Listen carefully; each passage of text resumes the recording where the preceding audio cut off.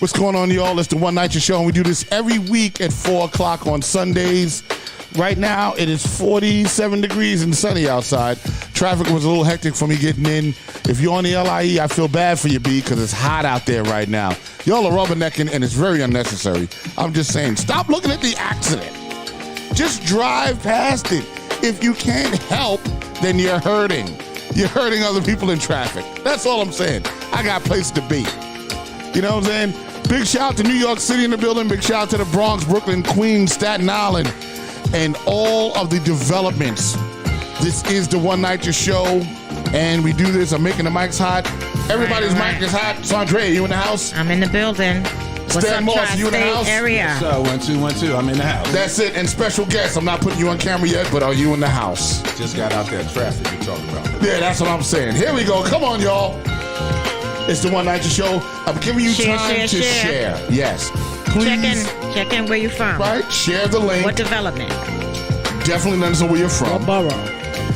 If you're on the YouTube page, please, by all means, subscribe to the page. Okay? Because we're trying to get paid, y'all. You know what I'm saying? Not from y'all, but YouTube actually pays us once we get to 1,000 subscribers, and then I can disperse funds to people. So we need you to subscribe to the Groovy Track page, if you don't mind. I appreciate y'all. Yeah. So, and we need 4,000 hours of watch time, which we've been doing pretty good with that. All right. We're almost there to that, so then we can monetize the channel and give everybody a couple of dollars. You know what I'm saying? I can open up a super chat. I got things going on, people. Okay. And I must add, they can also, while they subscribe to that, subscribe to the One Night TV YouTube channel as well. So that uploads a little later during, right? That's usually the replay. Mm-hmm. Is that the replay? But it shows later. Yeah. But it shows later. Right, but that's still another thing. We need to build that up too, because we're like at 80. You need to subscribe to One Night TV also. All right? We need to get some bread, y'all. Ain't nothing wrong with some money. Stop acting like money's a bad thing. And if I ask for money, it's a bad thing. I gotta survive like y'all gotta survive. Once again, this is the One Night Show, and we did this at 4 o'clock. I hope you're all sharing.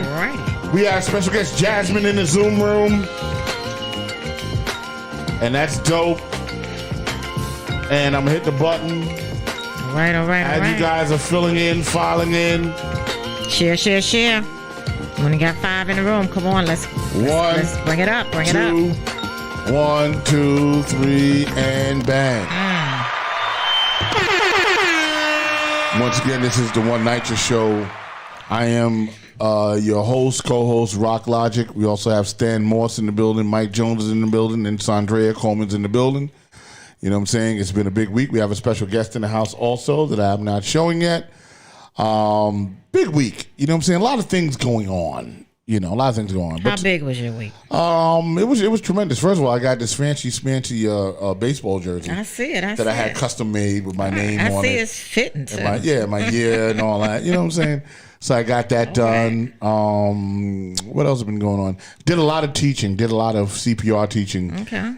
Saving lives. Yeah, I was in and out of different companies all week long, 2 or 3 classes a day. So big shout out to those companies that have been, taking the initiative to take CPR classes and learn about saving lives. That's been a big deal. Tonight, I'm going to go see Deshawn, who is Carl Brown's wife, who is the keyboard player for Maria Davis. Mm-hmm. Her album release party is happening tonight. Okay. And I believe Shayla is hosting, and Lenny Green also is hosting. So I'm going to go hang out with them at about 7 o'clock to listen to her album. Cool. And kind of do that thing. We slowed down a little bit in the schools. Big shout out to Farrell's Academy. They gave me the jacket that I have. That's a charter school up in the Bronx. Big shout out to Principal Travis Brown. Okay. They are the second school that we completed a podcast studio in. Nice. And a recording studio in, and their television studio. Nice. So they've begun classes. We've been teaching classes there. Beautiful. The kids love it. You can see their self-esteem is up. Awesome. What's the age group? Of they're junior high school. Okay. They're junior high school to high school. Catch them at that age. And who's the current chancellor right now of New York City schools? What's her name? Oh man, What's her name? Misha Porter. Right. Yes. She came. Okay. And she did a podcast there. Okay. Yeah. It was kids? crazy. Yeah, she came. Yeah. Wow. She came. I taught the kids how to run the station. Right. She sat in a chair in front of the microphones. The station basically looks just like this, but even better. Right? And, she's on her way out, right? But she came there to kind of talk and kick it, which was dope. Right. And I wasn't able to stay to be there for it, but I had set everything up. And she talked to the kids, and they had a little exchange, and we rehearsed with the kids. I rehearsed with them the questions and how to ask it. And that was great. So that's amazing. Big shout out to Fowles Academy. Yeah. Amazing. Good work. Catching them kids when they're young, giving them a skill. Yeah, we're going to get them into broadcasting. Not everybody has to pick up a microphone and rap. That's right. You know what I'm saying? There's other skills. That's true. What's up, Sandrea? Hey, greetings all. So my week was busy and blessed. I have to always give thanks to my Lord and Savior, so thank you. I am a minister, for those that don't know. So my day-to-day week is basically checking on residents, and mainly seniors, to make sure that they have PPE, they're not going through any food insecurities, and we also work with helping them get any essentials from diapers, chucks, all of that. Great. I work with the Isaac Center to help do that. All of this is on my time. I just do a lot of community work in my community. Monday I met with ABC news reporter Derek Waller. He is one of the coolest reporters I've ever met. He is cool. He came to the Upper East Side to speak to me about a segment regarding the security in public housing developments, and just to expose that it's like 70 developments that do not have cameras. That's a problem. Wow. That's a problem. And the mayor has been promising the cameras for the longest. Right. And, I know some people might say, oh, well, we don't want to be surveilled and all of that, but you also want to be safe. Yeah. Right? Yeah. What about the grandmothers? What about the kids? What about any kind of crime that can take place? Sure. Those cameras can not only protect you or help you, but they also can be an alibi for you, right? So you got to look at it in both ways. So we can't always think everything is negative. And the segment actually aired on Wednesday on, Channel 7 at 5 p.m. Okay. So that was cool. Thursdays, y'all know I do bio writing at the Isaac Center. So anybody interested in that, DM me. I can it's a hybrid course. It's for 1 hour from 12 to 1. We might shift it to a different day, but right now it's Thursdays because we want to try to get some more youth involved. Okay. And I might be helping them with resumes as well. So, just using what I can do, which works. Friday, I attended a capstone presentation by a young journalist that was graduating, and she did some write-up on public housing. I was one of her main characters, so that was good to see her graduate. Okay, great. Give her presentation as well as the other ones. Like it's a journalism school, and it was really cool. Saturday I went to, as some of y'all know, there's been a lot of vandalism. I'm also an organizer with UES for BLM. That's Upper East Side for Black Lives Matter. We've been having vandalism ongoing from, like I told y'all before, they're smearing feces over the posters, slashing it, spray painting, tearing it down, moving the barriers, everything they can do. Disgusting. So I went into the 19th precinct to make a report with one of my comrades, which he's actually a Caucasian guy and he's up in age, but it just looked weird with us going in there together or, meeting in it to make that report. But that just shows what we're doing and, some of the organizers. I'm the only black organizer, but that's fine. And, we're trying to make the report and they gave us this song and dance because of legal. There's no ownership. It was just a whole lot of stuff. Right. But at the end of the day, I spoke to one officer. Now, mind you, I come from out of the 19th. I used to supervise payroll, not there, but that's where I first started at, and I was there for many years and know the building very well. And it was just so crazy that the guy I was communicating with at first, let me just go back. Their station house security is interrogating me as I'm coming in because I had a BLM mask on. I went there gully. Okay, because it shouldn't be about that, right? So I'm not going to wear a different mask because I'm going into the precinct. Right, Come on. that's right. So I went in and he's asked me all these questions. I said, "Oh, you done answering me?" I said, "Because I got to say the same thing." He's like, "Go ahead, ma'am." Okay, that's fine because he already got me pissed off already. So I was in a good spirit. And then I get inside and I'm speaking to the lady and I show her a resolution from my community board, which we're asking to see. Just have the cameras. Let's see the cameras so we can catch who's doing it. And it was sent to the commanding officer of the 19th precinct and so forth. So they dealt with their law department or whatever, but I didn't know all of this till I went in. And then I'm speaking to the lady, wouldn't deal with me. She went back to get a guy from the community affairs office, which I called him to help in my mind. But on Facebook, when I did my little write-up, he's the help. He's an officer, white shield, and he came out and he spoke to me. And he says nothing that can be done. I said, okay, I want to speak to the desk officer. He basically tells me, oh, well, he's going to tell you the same thing I'm going to tell you, but that's okay. It's called escalation, and that's what I was doing. And the desk officer was a black man, and he came out, and he didn't come out directly. They went to the side, where I used to work at, because I used to be an SB9 operator. So they were right there. I knew the cut they were in, and he was getting them up to speed. So after he got them up to speed, they came out. The lieutenant had a camera. Wow. And he set it down and he said, I'm going to record you. I said, okay, so I'm going to record too. You know what they told me? He said, yes, you can. But the officer said, no, you can't. So I'm like, okay. Wow, So that was crazy. like intimidation, trying to deter me not to, talk. But I was like, fine, I'm Sandra, Coleman. They wasn't even that. I'm like giving everything, because cameras, I'm not afraid of cameras. Absolutely. So with that said, nothing was done. But I told him, I said, okay, so don't be surprised, because DCPI will be contacting you all, and that's who deals with the media, questions from the media with the police department. Because, I'm not going to say on here what's being planned, but we plan to do something to escalate this, because we should be able to get access to the cameras, or at least to find out who this racist person is that's doing and vandalizing, the vigil. So, and today marks day number 472 at US for being left. Amazing. So that's that. On you, Stan. Wow, after all that, I don't know what I could say. I just want to give a big shout out to all the residents in Ravenswood. We continue to have our meetings there. The meetings are very well attended. And I really love the residents are taking up the leadership of it. And eventually they're going to be doing their own meetings, and we're just kind of be helping them. And then moving back over to Queensbridge, I spoke with Jacob V, so we're going to start our meetings back there. Great. And they have them in Astoria and Woodside, independent meetings led by residents. Right. So that's the goal that we're moving up towards, and it's working. We're getting the word out about the blueprint. The word spreading out. We have a petition that we're circulating with the residents, again, saying that they don't want the blueprint. They don't want no privatization. They don't want no RAD. We don't want no infill. We don't want any of it. We want to make sure that NYCHA is fully funded. We have an opportunity now, potentially, with the Build Back Better plan. We don't know all of it all yet, and there are some issues with it, that I know Save Section 9 is talking about, and other organizations, but we have a shot to really get this funding. And so we don't need any privatization. We need the funding to come in immediately, not a little bit here, a little bit there. And NYCHA residents need to be at the table and deciding where that money's going to go. So I'm loving the fact that, we're building this momentum, but we cannot stop. We can't rest. It's going to come up most likely again, next year, with these state assembly folks. We got to make sure we're keeping the pressure on them.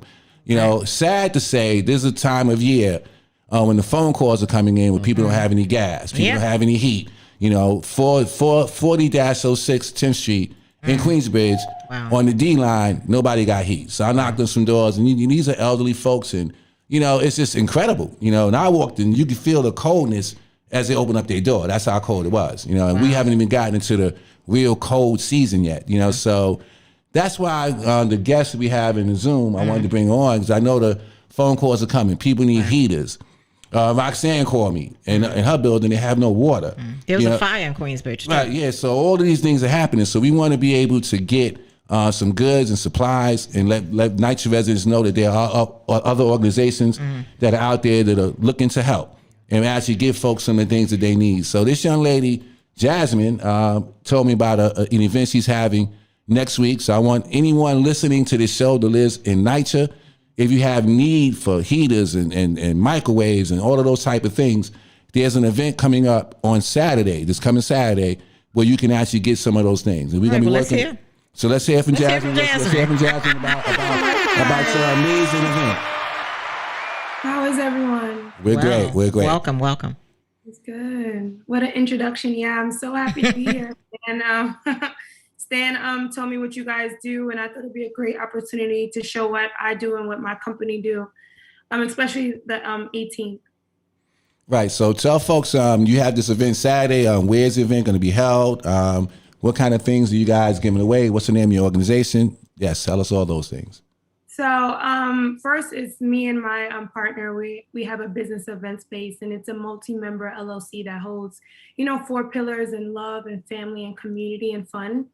And we are a for-profit entity that books like high-profile events with multiple event spaces. So we are a franchise. So we have 4 locations currently right now in Brooklyn, which one of the locations we're using to throw a charity event. As I'm currently in the process of creating my own nonprofit, and that should be here for the next year, so it'll be even better.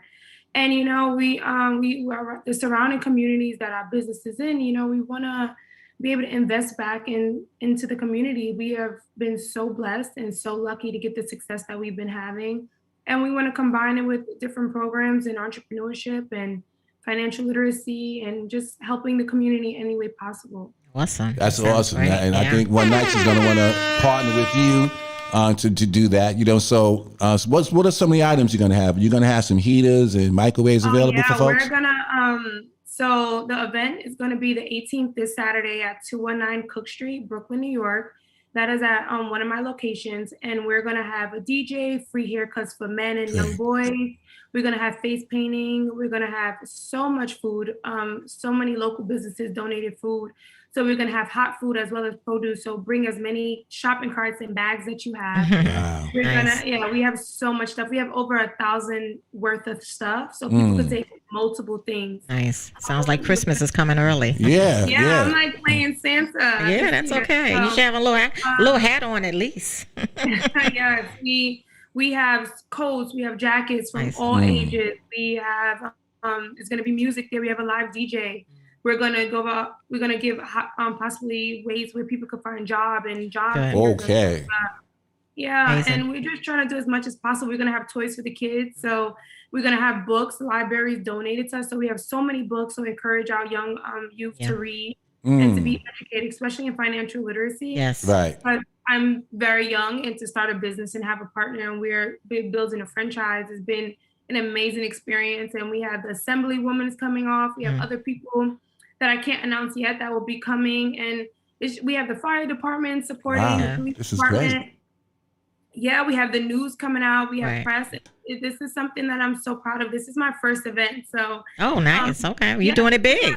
Yeah, that's good. I feel like if I'm gonna do it, I have to do it right. And I got so many people on board, and we are, like Stan said, we're gonna be giving out heaters and fans, and some is lightly used, some is brand new, and everything is in good shape. I would never give something away that I normally wouldn't take. Right. So everything is almost new or close to being lightly used. Okay. We have socks for the homeless, because it's getting really cold soon, and blankets, and we just have everything you could think of that we're trying to give away and make sure everyone is complete, especially during the holidays, because it's very hard for a lot of people. Absolutely. Absolutely. Thank you for sharing and letting us know. And you're going to be doing this on a regular basis, right? Well, with my nonprofit, we'll be doing it on a regular basis. So my nonprofit is separate from my career and my businesses. So normally in my career, I'm in entertainment. I do acting and film and stuff, but my business is the event space. So we do luxurious events for celebrities and weddings and bar mitzvahs on a luxurious scale. So we have been very fortunate. We are booked all the way into June at all 4 of our locations. So we have been extremely blessed. So we want to take this, and at these events, we want to do in-kind donations to other charities to have a place where they can be warm and as well as help the community. So, and everything is free. Just come with your stuff, wear a mask. We're going to be giving out masks there, gloves. And it should be, even if you're not vaccinated, you would not be denied food. You could still come in and get food. You just cannot stay if you're not vaccinated, because it's just a code of New York State at the moment. But if you are vaccinated, you can get as much food as you need. Bring shopping carts, bring bags, and I want the kids to have a good time. We're gonna give out so many toys, and hopefully everyone gets as many haircuts they can get and everything like that. Sounds beautiful. All right. Well, we're gonna have to bring you back for another show where you can talk more about all that you're doing. It's amazing. Nights of Residence, if you're listening, please go. Can you say the address one more time so they can hear it? It's 219 Cook Street, Brooklyn, New York. Is located in East Williamsburg. It's 10 to 6, but it's first come, first serve, so you cannot hold anything.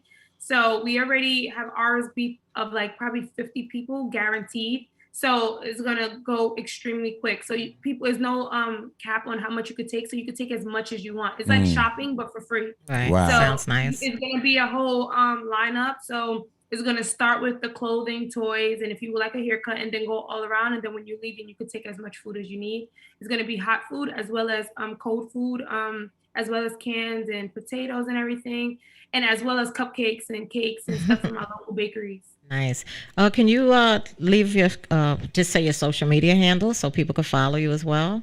Yeah, sure. Thank So you. my personal is Jasmine, is JASMINE, and Metivia, METIVIER, and I'm on all streaming platforms. And our event company is Four Corners Event Space. And Okay. yeah, I look forward to seeing everyone. Like I will want everyone to come. I don't want anything to go to waste because we cannot keep it. Right. So we'll probably give it to the local shelters and the local, schools and stuff in the neighborhood, the churches. But we want to give away as much stuff as possible. It's really great stuff. And Trader Joe's is our sponsor, so Nice. it's good quality food. Right. I'm sure it's going to do well, and I'm Yes. sure y'all are going to run out. I'm almost positive because, And- and if you have a flyer or anything, if you could email it to me, and I could Of also course, put I that love out, that. okay? Through social media and on our platform as well. All right. And I'll be there live. So I'll see you next Saturday. Hopefully I may stream from there live on the One Night to Pay so folks can actually see all this good work happening. And we're going to be supporting all that you do. And we want to partner with you on some of these events. And let's do it. Thank you. Thank you for joining us today. Thank you for joining Thank you us. so much, guys. Thank you, Stan. You're welcome. Thank you. All right, Okay. Jasmine. Bye bye. All right, bye-bye. Jasmine. Yeah. Got a lot going on. Yes. I think it's going to be a great partnership with us and get some things for our residents and NYCHA who need so much. Now. Did you get that food pantry thing I sent you, by the way? I did receive some. Yeah, I ain't open it. But So you can call and get a pantry over in in Queensbridge? yeah. Okay, great. Yeah. There's Okay. the whole connect. Okay, Folks great. come and get it done. All right. And so the special guest at the meeting in Ravenswood, it wasn't my meeting, it was a resident council meeting. And they brought this gentleman in and I heard him speak. And always listen to elected officials or people trying to run. Like, what is your position on NYCHA? What is your position on privatization? So I grilled the brother real quick to find out what his positions were, and I liked what I heard. So based upon that, I said, you know what? Let's give him a platform. We know we got Jamani and who's the other Hokel in the Don't race, need and to maybe talk. some others, This is- but this is his show. So let with no Come on, further ado, Stan. brother, let's go. Big shout out to my man Paul Nichols. Is that correct? Yeah, absolutely. There you go. What is going on? What's happening with you? Let's chop it up. I'm ready. First of all, this is an amazing platform, and I'm almost thinking of forgetting the governor's spot and trying to put in an application to become part of this team.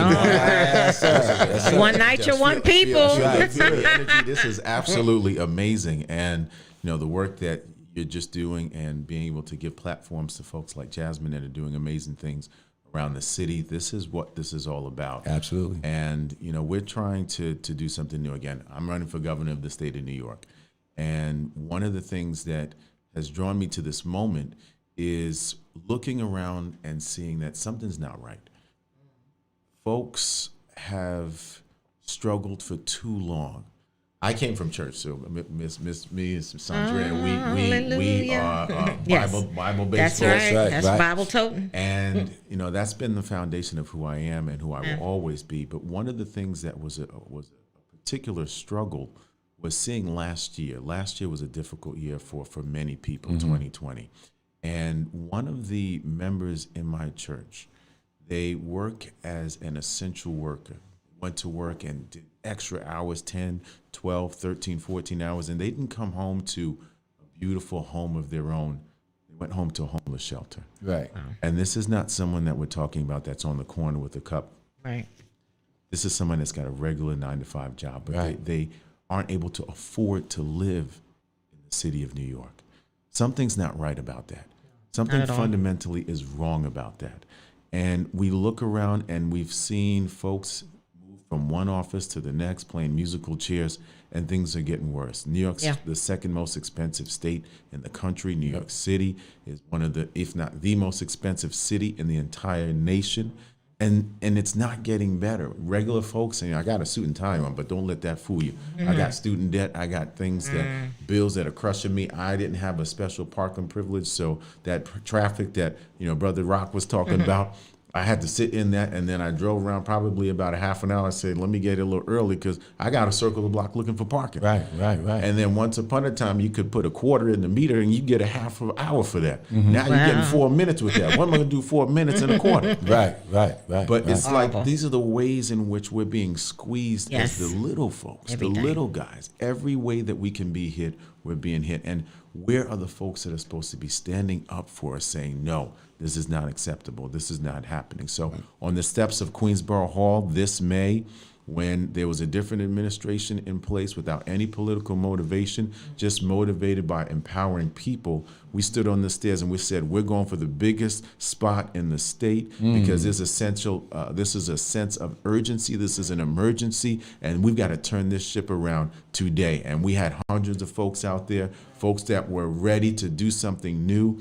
Doing the impossible is part of my mantra. Because folks will look at me and say, what do you think you're doing? You don't never stand a chance against some of these folks. But our folks, we specialize in doing the impossible. Right. When that brother. TV didn't have an antenna, we knew how to put that clothes hanger together. Yeah. And We had knew them but God moments. But God did. Right. And we know how to make things happen. And so we're going to bring Yes. that regular person touch to it. Just as a little bit of way of background on myself, I am an attorney.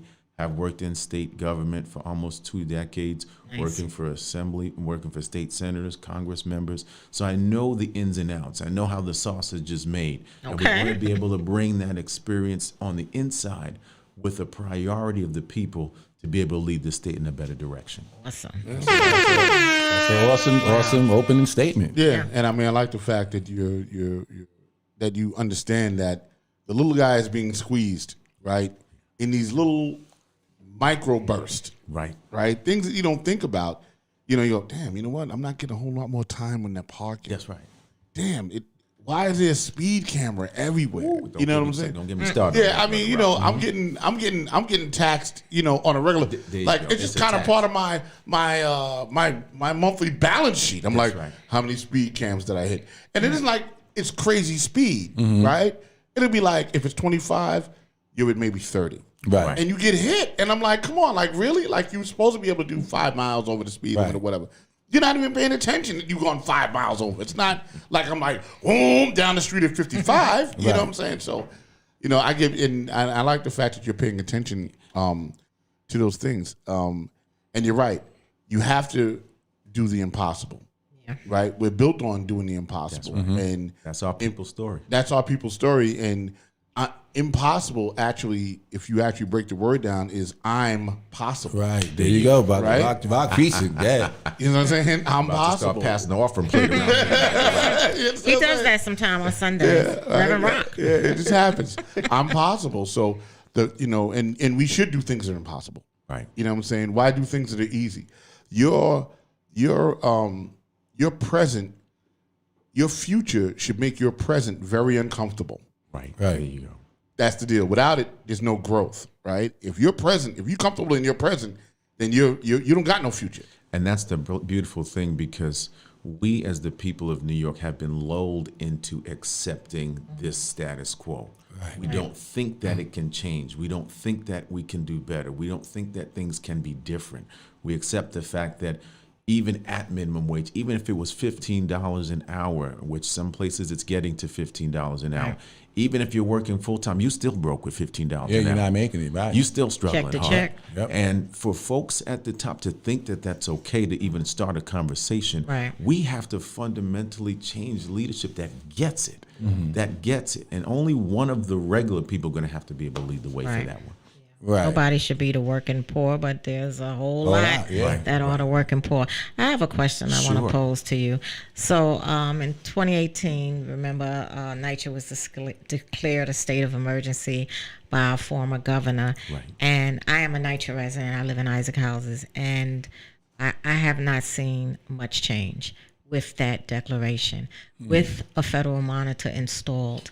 And so I'll just throw this to you as were governor, what would you do to help preserve public housing? Because the city is not doing anything for us. Our mayor is selling us out and working with all these backdoor deals to make sure privatization happens, which will eventually force many of us out of our homes. And you know what? A lot of NYCHA residents have nowhere to go, to be honest. They have nowhere to go. It's generational. Absolutely. And, we really need help. And for me, I know what a state of emergency means. You're going to act on this. Things are going to get done. Emergency. Just by putting a monitor in that gives just, recommendations that they don't even have to adhere to.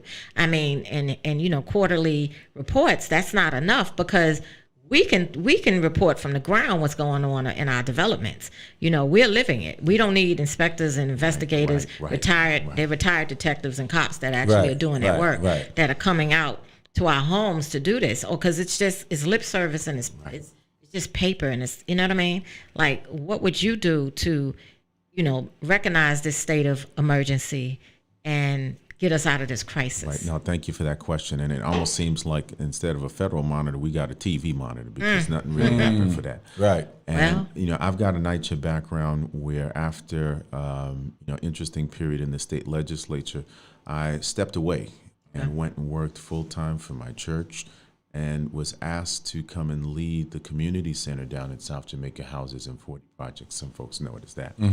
And I accepted the task to go and be the director for that particular community center. It was slated to close. And seeing and feeling the issues up front of what residents have to deal with. The community center itself, I was heartbroken, because to see children having to go every single day in an after-school program from 2 to 6, and then sometimes beyond, bathrooms were crumbling. You have flooding that constantly took place in the building, mold all over the walls. Like these are our babies. Yeah. And you would think that it was just there. So I stood up and I said, with our local assembly person, said, I went into the office and we've got to change this. There's no way I'm going to be okay with having our children, our future, living our future, living and having to be in these conditions. So we got over $1 million there. If you went to South Jamaica Community Center back in 2016, 2017, you'd see it look one way. After we went in there, we got over $1 million. They renovated it. We got it done. They completely revamped it, and now it looks completely different all throughout. And that's for our people. That's for our children, our babies. And that's taking that same sense of what's a real emergency and doing it all throughout the NYCHA system. So as governor, understanding that we're switching the priorities. We can spend money and have tax breaks for Madison Square Garden. They don't need it. We can give it for big corporations, top Fortune 500 companies. They don't need it. Let's take the priority, shift it, and let's put it right away into NYCHA. Let's do the same thing that we did in South Jamaica to be able to renovate a whole entire community center. Let's do that all throughout. We don't need privatization. We just need money to be spent that's already there, or get more money that we need to have there. So as governor, it's priority to make that happen. One of the little things that one of the wrinkles that we probably want to hear any of our my opponents say, I'm going to shake up the office of governor and use the mantle and use the platform that it has to bring a whole different focus and shift. So one of the pledges that I've made is I'm going to not live in the governor's mansion again. I don't care about mansions. I've lived perfectly fine in the homes that I've lived in. I'm going to use that platform. I'm going to live in different NYCHA residences all throughout this city, live in the different depressed parts about the state, where we're going to bring the eye of the entire state to say, this is how folks are living. And again, I'm a person that I'm accountable to the people, yes, but I'm accountable to God first. Amen, amen, amen. And folks may not have seen my model, but this is what it is. Okay. And so this is part of what we're doing to be able to let folks know. Back in the civil rights movement, they brought the atrocities of how human beings were treated to the forefront. Absolutely. We saw the hoses. We saw the dogs being sick. We saw the police folks using billy clubs on people across their heads. And when that whole eye of the country was brought to these atrocities, you challenged folks to say, are you okay with seeing this happening in front of your face? Right. And so folks that weren't on board before got on board because they say, you push the conscience and say, we can't do this anymore. So we're doing that. We're going to bring the eye of the state, Awesome. bring the money from where it needs to be, but then also show every person on board that's not on board, this is how people are living, and we can't be okay with That's it. something very powerful. Right. And I know you want to jump in, but I won't say what it is, but I did say, I told some people I plan to run for office down the road. Come on. And I said I wasn't moving out of night Come shift. on now. So Come on. he just confirmed, Right. because I can get on the phone and there's a few people, and I believe I said it to you, Yeah, I believe- that I was remaining. right. But it's just, and it's down the road, but go ahead, brother. I like, ahead, I you like, just I like. confirmed it. The first time I heard, we had what's the lady name? The Trump sent them out here going to night Oh, shift. visiting, Right, visiting, So yeah. it's the first time I heard somebody say they're going to run for office and they actually say they're going to live in night That's shift right. and make it happen. So that's really, really. That's suffering with the people. Right. Suffering. Until we people. suffer no more. Right. That's right. Oh, yeah, because it gives you a definite perspective. Yeah. Right? Because you're in it. Right. So you know, you're like, all right, you know what? This is not right. You know, when you visit, you go home to your nice That's home. right. Exactly. That's Exactly. And then, you know, out of sight, out of mind. They That's look right. around. They take pictures. Yeah, You know. and do all that foolishness. My question is, in terms of the vaccination mandates that we have in New York, and just for clarity, the vaccination mandate is only in New York City. Correct. The rest of the state is not mandated to take the vaccine Correct. in restaurants. How do you feel about that? Like, how do you feel about, you know, the fact that now that they're making small businesses vaccinate their employees?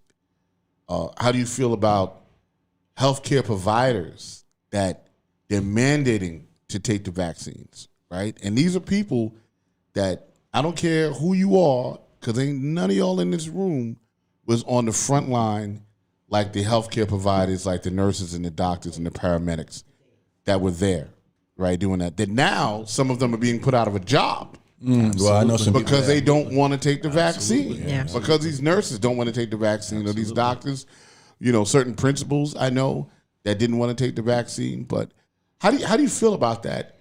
Could you rectify it? Should you rectify it? But how do you feel about this vaccine mandate? So first, the short answer is I am not for vaccine mandates. Okay. And here's why. What essentially vaccine mandate says, the government is saying, trust us that this is okay. Everyone, you just trust us that this is good for you.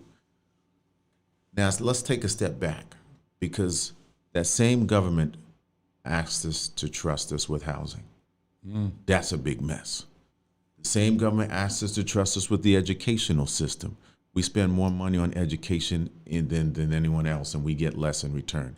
The same government has not respected people's rights as human beings for many years, and it was a fight to even get to that point.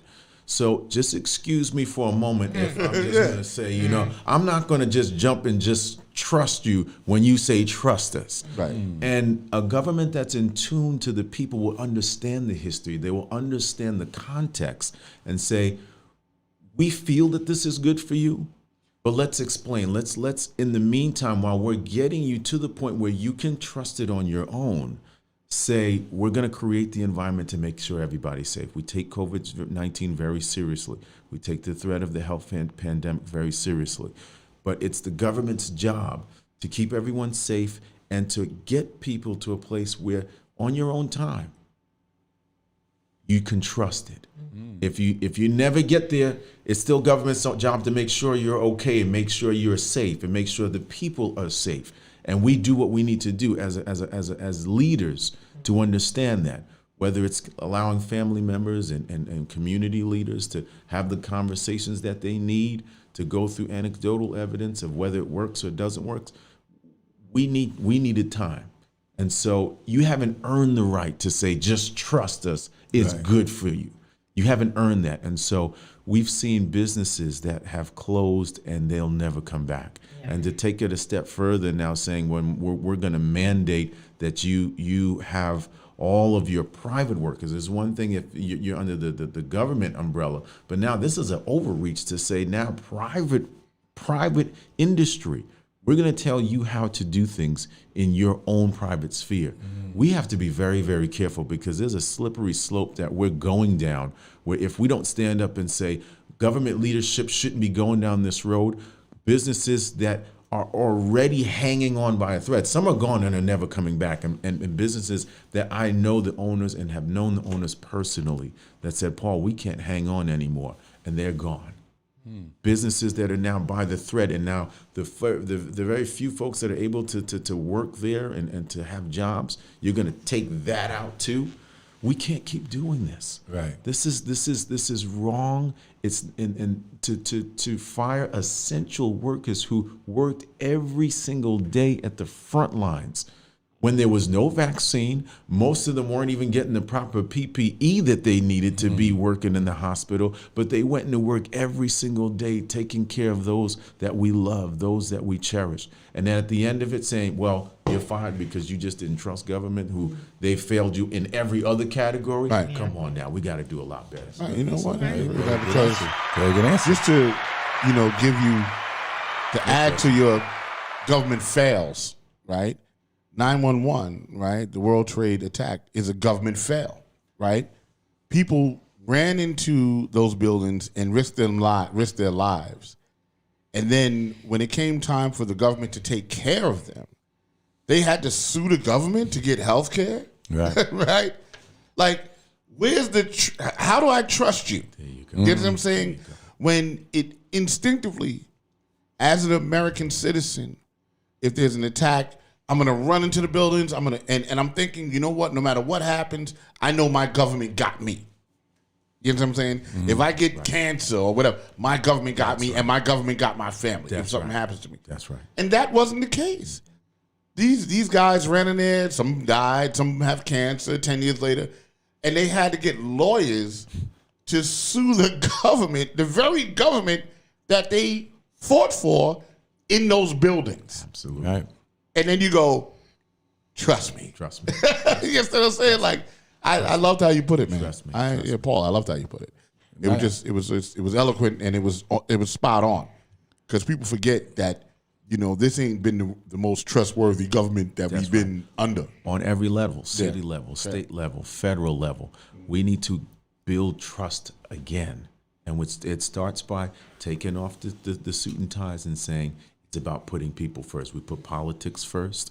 I've seen folks uphand where the choice was between large donors and political expedience. They've chosen them over people. And some of them have gone in with good intentions. But you have to have a strong foundation where the foundation is on a solid rock. And that rock is immovable, unshakable. Don't get me to start preaching on a Sunday now.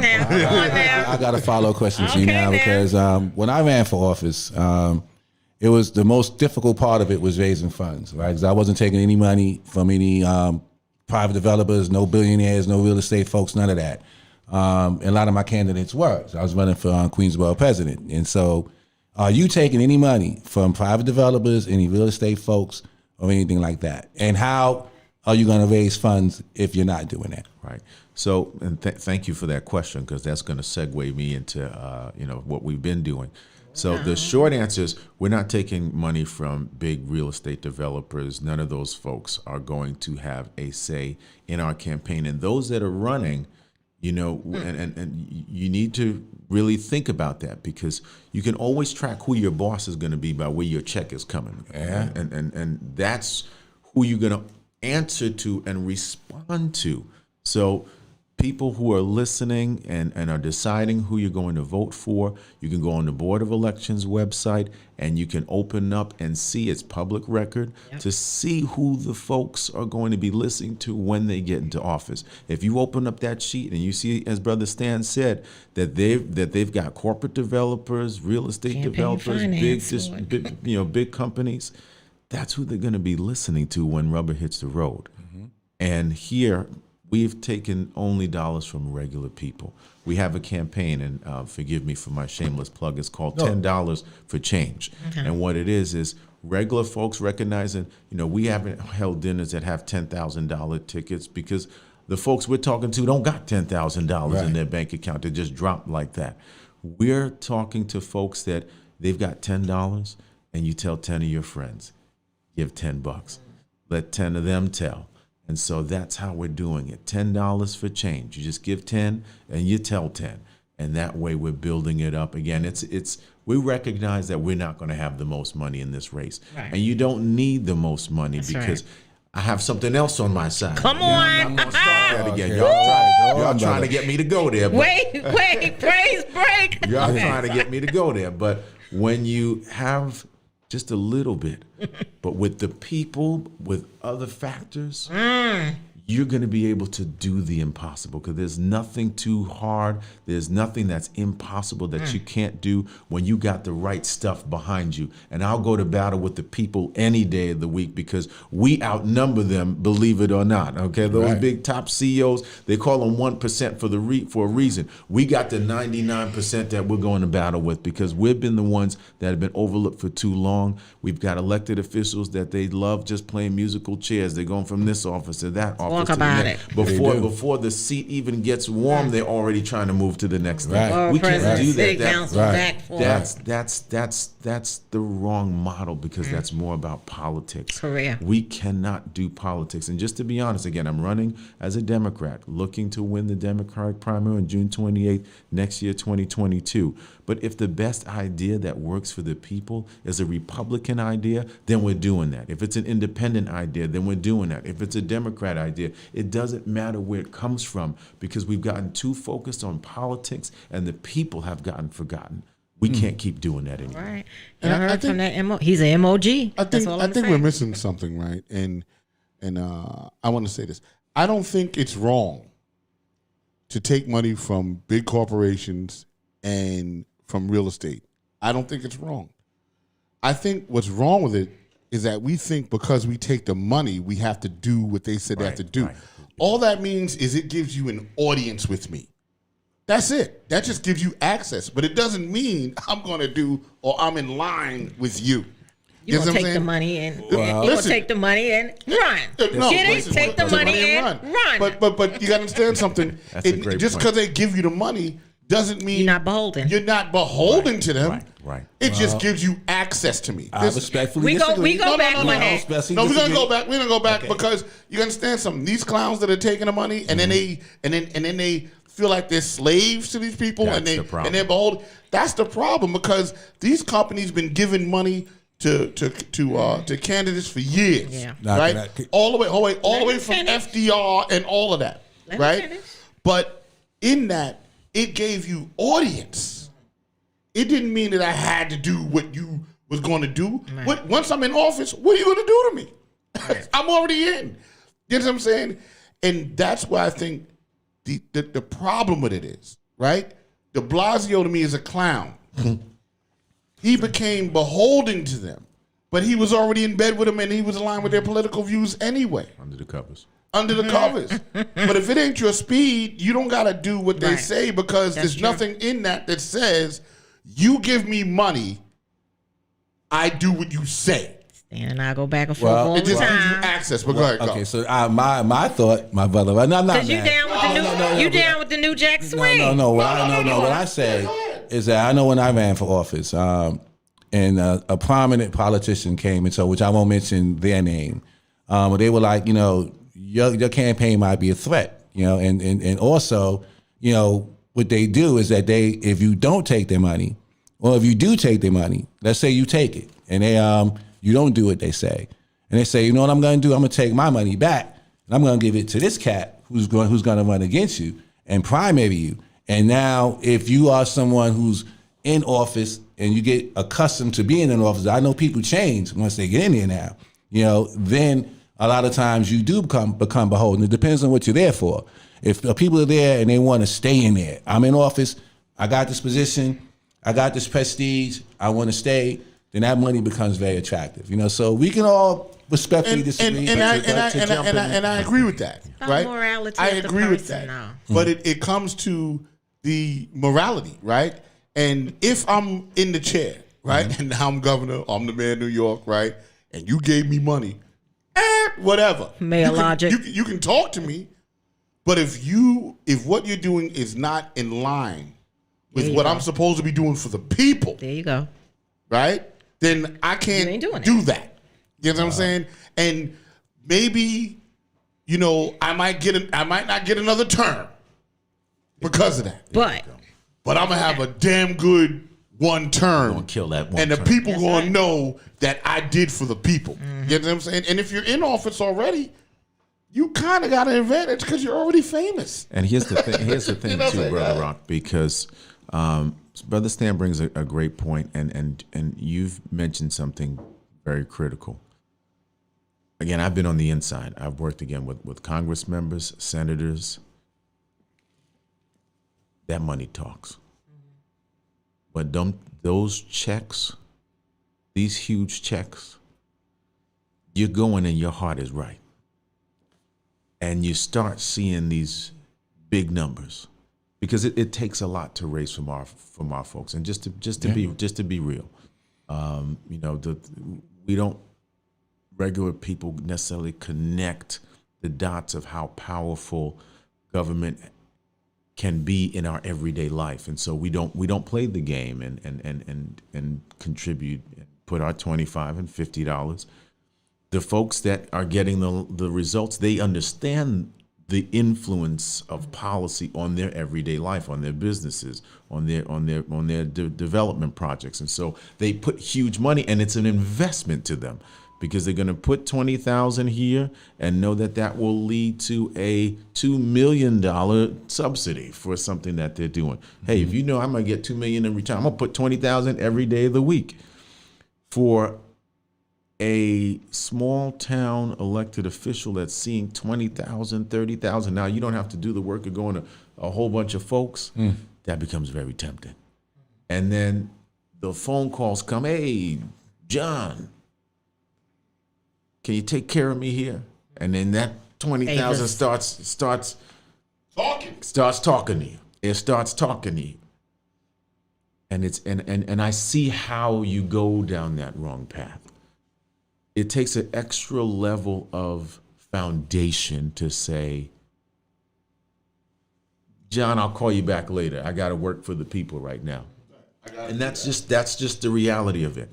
If someone wants to come and they want to give something, before we accept that, I'm letting them know that this does not, I'm going to be bringing rents down in the state of New York, in the city of New York. And if I'm doing that, then maybe you don't want to give me no money. You may not want to give me that money. I might not be your guy. I might not be So your you guy. basically letting them know your conditions. This is Because there you they go. got their agenda, but you Right. gonna give them your Absolutely. conditions. You know what? You may That's not. fair. You may not agree. That's fair. You may not like me after you Right. give me this money. Right. So, I'm letting you know what I'm going to do. That's right. You can give me the bread. Still but I'm want to just give me the telling money? You still want to give me the money? It could get a little funky for you. That's all I'm saying. This could be a bad investment. This could be a bad investment. You know what I'm saying?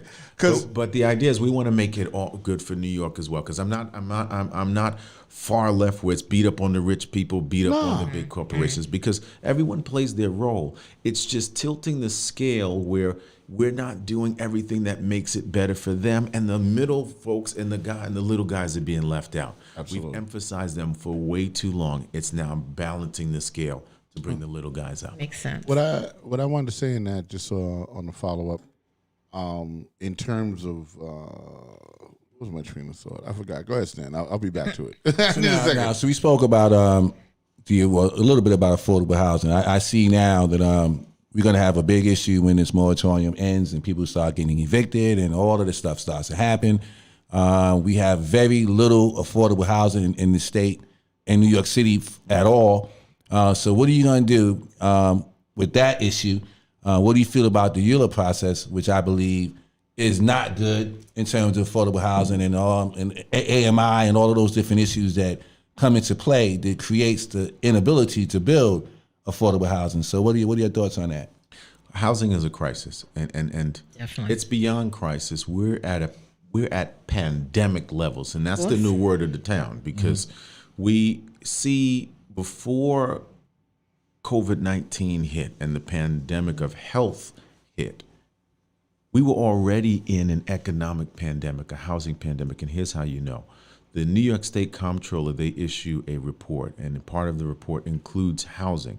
And so in that report, it talks about how many residents of the state of New York are in a condition of what's called cost burden, and that means you're spending more than 30% or more of your income on housing. And there's what's called severe cost burden, where you're spending more than 50% of your income in keeping a roof over your head.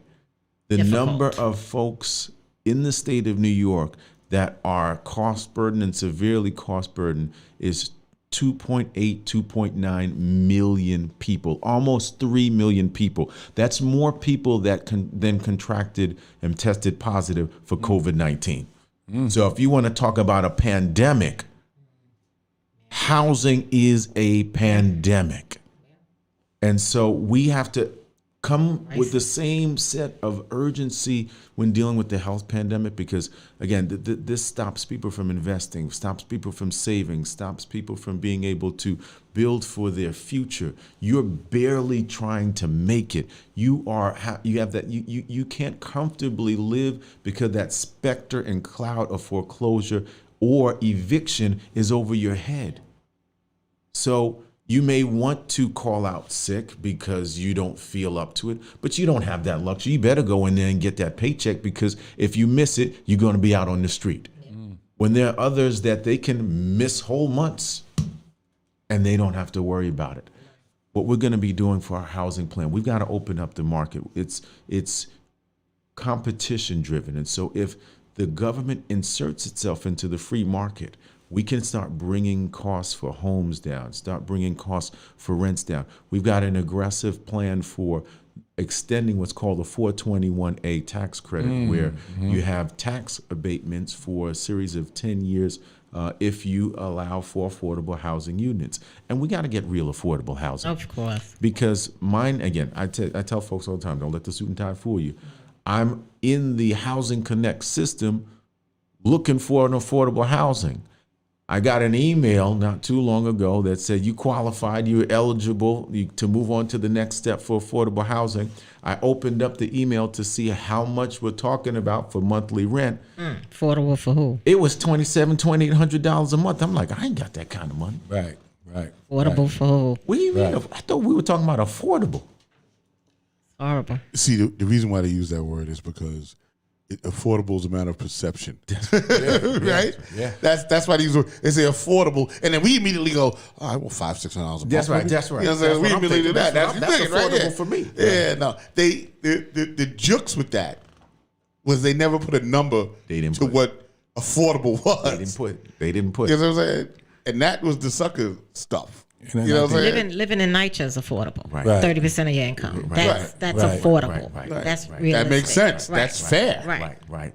30% of my With income. gas. Cool. With gas. And electric. So would you do away with AMI? Because one of the reasons why we have this issue is that in our neighborhoods the income may be this $20,000. You going out to Westchester over here, All that's based on it. All that's all that, Based on and then it's all skewed. And based on right. So we have to do a whole restructuring of the way we even approach affordable housing, because you have units that you have buildings that have 200 units, 300 units, and then only a portion of them will be designated as affordable, and then the rest are market rate, Right. and they're in areas where there's nobody in that area that can afford market rate.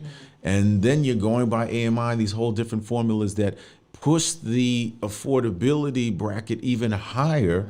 And now we're not talking about things that real regular people can reach. Yeah. And so the whole system has to be rethought. The whole system has to be approached from a different angle when we're looking at what's really, truly affordable for New Yorkers. So we've got an aggressive plan. It's on the website, nichols2022.com. Where you can go on there, look at how we're going to really tackle the issue outside of the box, because the way we've been doing it before hasn't worked. We have to understand that two things have to happen. We have to get incomes higher. That has to happen. So if you want to charge $2,500 a month, that's fine. But folks have to be able to afford $2,500. So if everybody's making 80 grand, 90 grand, 100 grand, now we can start having a conversation. So that's one place where we're going to begin to tackle it, because we did minimum wage increases a few years ago. That wasn't tied to indexing, means as much as inflation goes up, we get minimum wage going up to keep track. No, What we did is we put an arbitrary number, and then as inflation went up and stuff starts getting more expensive, our incomes are still down here. It's still frozen. So now you're setting us up to fail because we can't afford things in the future. So we got to get income coming up and we get home prices coming down. But again, if worst case scenario, we can't get those home prices up, we've got an aggressive strategy for how we're going to rethink wages to get those wages up ASAP. Okay, that's a good answer. Good sounds answer. Good great. answer. Good answer. Yeah.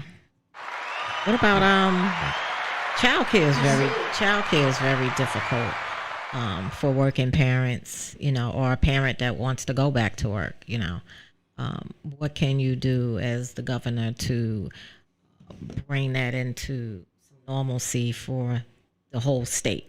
Because I know we're looking at the city, but as the governor, you're responsible for the whole entire state. Absolutely, and I'm glad the last point that we ended on, incomes have a big deal to do with it. I've got a good close friend of mine. They do childcare for folks that live in the Hamptons. They can afford it, Right. and so they have actually live-in childcare, where they just have a brand new baby and they have someone that is there to take care of their child. If folks have the income, childcare is not even a problem anymore, because you can, pay who you need to take care of the children throughout the day. That's the main focus. The economics of what, they did a survey that shows that the economy is one of the main issues that are on the minds of New Yorkers. We're going to prioritize the economic health. So one of the things that we've talked about before, everybody's placed an emphasis historically on physical health, and that's important. I can probably do a lot better in that department. Folks have talked about mental health, and that's come to the forefront, where we realize certain issues happen when we don't focus on mental health, but we haven't focused on economic health. Yeah. And we see that finances is a big issue that breaks down marriages, probably the number one issue. We see that folks just don't feel right when they ain't got no money in their pockets. And it adds to stress levels. It adds to other challenges that you try to have to make things work. Folks have been doing the impossible on little, as you talked about childcare, single mothers have been doing it for so long, making things happen with very little to no money in their pockets. Single fathers have been doing it. Right. Single guardians that haven't had help have been doing it. But when you fundamentally bring money into the pockets and give options and alternatives, that has a groundbreaking shift. But also one of the things that our current mayor got right is universal pre-K. We want to be able to do things like that to allow spaces for folks to be able to come and send those young ones to get started on the educational path.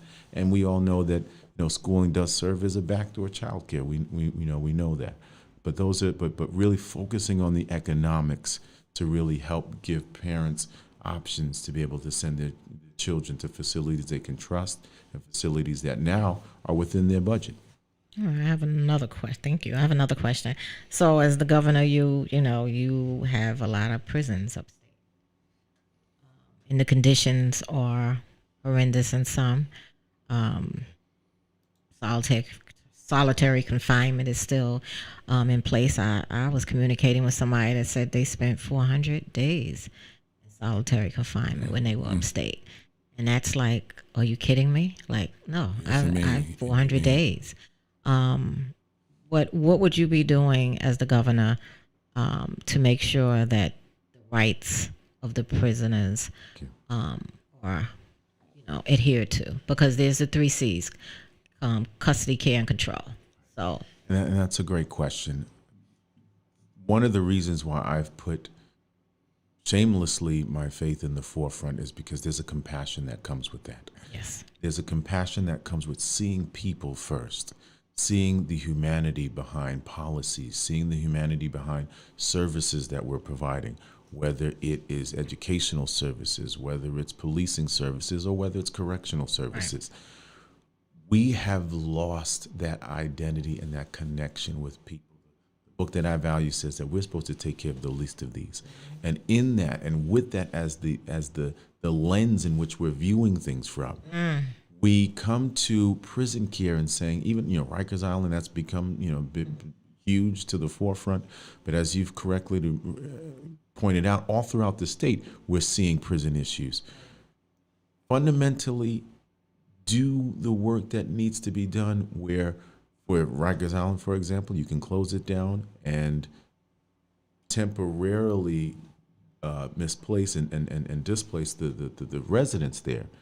And we build it up, make it a whole new facility, name it a campus, state-of-the-art things there, state-of-the-art facilities there, get sense of pride for folks that are there. Yes, you may have done things that have put you in this position, but you lose your humanity once you've gone there. You know, I grew up with a number of folks that I know that went in. And these were still my friends. These were still my family. Right. These were still people that we cared about. So you can do that all throughout the state. If it's temporarily moving, the residents so that we can bring state-of-the-art facilities and services there, and then, bringing them back, and then now putting the system of accountability in place so that corrections officers can't run wild with the inmates, so that there's still a level of checks and balances there to make sure that if you mishandle someone in a way that's not human, you have to answer for that. Right. So it's fundamentally bringing resources of the state behind these facilities, redo them, remodel them, which is what we're going to do in NYCHA as well, because we've got facilities that were all built somewhere between the 1940s, 1950s. No updates, no upgrades. Yeah. Okay, we need some upgrades across the board in NYCHA, in our prison facilities. Let's get with the times again, and that's part of the dignity of treating people like humans. I would say, and I like that, and I like that we're on the prison thing. I've traveled extensively in my lifetime, right, and I've been to, a few prisons, for various reasons, but. Really, Rock? I've been in prisons. You been on the rock? You been on the rock? I've been in prisons that look like caves, and I've been in prisons that look like hotels, right? Right. But but the point being is, I think that our system isn't designed to actually rehabilitate the inmate. Right. Our system is designed to create a revolving door for the inmate, right? I think that once you go into prison, then there should be programs in place for you to learn a trade, learn something that will make you productive in society. They actually do. Right. They don't give them no certificate when they come out. But you understand something? They're carpenters. Some of them are carpenters. Yeah, but if you don't get the certificate when you come out, then why did I do the program? Exactly. Right? I do know that there are places, I do know that there was the Carpenters Union, right? They have a program that they take inmates, and they give them jobs. They put them into training to make them journeymen, and they're making $50, $60, $70 an hour at the end of the day, right? And they've been rehabilitated into society. I don't think there's enough emphasis on this. Here's what you hear about jail: everything negative, Right. nothing positive, right? So that means that the primary narrative is negative. Right. You know what I'm saying? It should be you can come out and be an electrician, or you could listen. If you want to go to jail and become a doctor, right? I'm serious. Just because you went to jail don't mean you're not smart enough to be a doctor. Absolutely. And they have college there too. Or a nurse, or whatever you want to do because you went in the joint, then why not? That's kind of how I feel about it. And they get degrees there too. Right. But the fact that they come out and they're not, you understand something? If you give me something and you take it away, then why do it? Now you just wasted my time. It needs to be that these people need to be truly rehabilitated. Right. And they should know that there's a government that's waiting to smoothly reintegrate them once they come back. There you go. We've Not that you got something you can't get a job. Right. In what you, I'm a That felon. certificate would help, right? Right. I'm a felon, so now I A1 can't Barbara. work for. Right. Which means you're gonna go do more crime, right? Correct, If you ain't got the Right. skills That's and where can't some of feed our barbers yourself, come you're gonna from. go Right. right back Exactly. in. The A1 barbers, they Sure. learned how to Yes, cut hair in absolutely. prison. Right. Like, Wow. and So- they're able to make money, but But the other ones, once again, it's still, difficult. I'm not good at cutting hair. You know what I'm But saying? I'm just, it's What's my thing? Well, you know what I'm saying? That's what that needs to be. cooks, Right. You cooks. know what I'm saying? Sure. They cook? Yeah, Sure. Cooks and whatever. Sure. But we have a revolving door system. Because That's what it is. it's And that's profitable. got to stop. It's profitable for them. Well, because you got private jails. Right. It's profitable. Right? I don't know if any jails in New York City, upstate are private, or even in New York City are private, but I know across the But it's country there are still- private prisons. It still is profit because Corecraft, they make the desks, they make uniforms, they make soap, all of that's the sanitizer, the New York State sanitizer is made in prison. So it's still, even if it's not privatized, Right. it's still for profit off the backs of them while they're making 50 cents, if that, So which an means hour. which means that that's slavery, Of course, slave labor. Yeah, definitely. right? That's slave Definitely. labor. Definitely. Y'all don't know, Google Corecraft And then learn about it. you can't even get a job making soap on the outside. Exactly. Right. Right. I told someone that they were making sanitizer in prison that did 2 stints. They argued me down and they was like, there's no way. There's no way. And they done been in, from Greenhaven, the Ellen DeMara, all of, Sing Sing. Yeah. And I love the stories, that we talk. I'm like, I want to do a book. I want to do a book on your life. Your life is so exciting. Like, just to hear all the things like a farm. There was prisons with farms and stuff. But yeah. Oh, let me just go. Let me get out of that. But it's fundamentally crazy. It's fundamentally understanding that you don't lose your humanity Exactly. once you've made a mistake. Exactly. And again, that comes from my core, and I think part of this, what we've been missing is leadership that has a core foundation that prioritizes people, and understanding that a mistake should not define you for the rest of your life. Because I've made plenty of mistakes, plenty. Some I just didn't get busted for, and that's just the case. That's sometimes the difference between someone that's in and someone that's not. Right. My nephew's studying theology, GDEP. I know GDEP, that's my nephew. He's studying theology up there. That's great. I seen him at my sister. I eulogized my sister's funeral a few years ago. He's like, Auntie, he said, you gonna help me when I come out? I said, what you doing? I said, of course. I said, go ahead. So he's studying theology up there. So I'm like, he's no better than that. Right. Like, stay out of trouble. This And interview, by the way, is great. I'm loving this. I'm having I'm such trying a to good put my time. application to get full time. we're running it down, right? Come on, baby. You come on in. Listen, We're gonna get that hitting it. monetization. you guys, That's you can gonna keep happen. going. You can get in this chair. You can keep going. I got to run because I got to be at the cutting room by 7, and I need to just kind of go. Because we're at an hour and 11. We're going to end about it. to end it, about to end it. now. Let's end it. So But because it's been so dope, It's been dope. and I like the energy. This The is return, amazing. we'll bring This you is- back. Yeah. Oh, I'm coming Because back. he was I'm in this. coming He back. was in this before. Right. You was actually gonna run against Cuomo. Absolutely. So I announced he it. was I gonna run announced against it. Cuomo. I announced in May. He was in May. We announced Okay. in So May. he's not one of the New Jack Swing Right, jumping right, in, right. okay? This wasn't Right. politically motivated. exactly. Where there's an opportunity He's been that there. pops up and, let me jump in. This was fundamentally back, definitely. motivated by, we got to do better for the regular people. I don't Right. care. There's nothing that I'm afraid of, because this is about the people. I joke and say the easy part is getting to the governor's office. The difficult part is changing a system that doesn't want to be changed. Thank you. Wow. I'll We take definitely bring you that. back. And you know what that? Word up. One night to one people. One night to one people. Can you give me your website one more time? You can go to What if you donate? www.nichols2022.com. You can I'll put it in sign the up, chat you can later. donate, and it's all there for you. One night to one people. One night y'all. to one people, y'all. Lifting off. Thank you for tuning in.